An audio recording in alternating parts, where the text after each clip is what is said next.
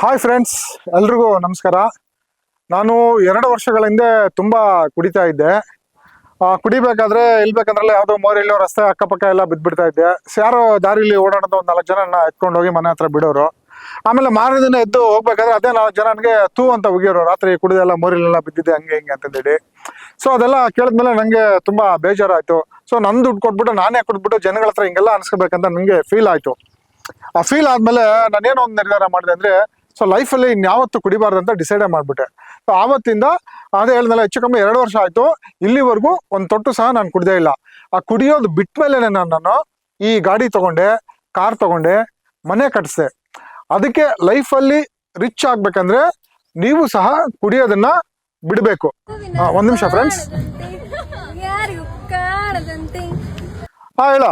ಏ ಗೆಳೆಯ, ಇದೆಲ್ಲ ಬಾಟ್ಲುಗಳೆಲ್ಲ ತಗೊಂಬಂದು ರೆಡಿ ಇದೀವಿ ಪಾರ್ಟಿ ಮಾಡಕ್ಕೆ. ಹೆಂಗೆ ಬರ್ತೀಯಾ? ನಾವೇ ಸ್ಟಾರ್ಟ್ ಮಾಡೋಣ.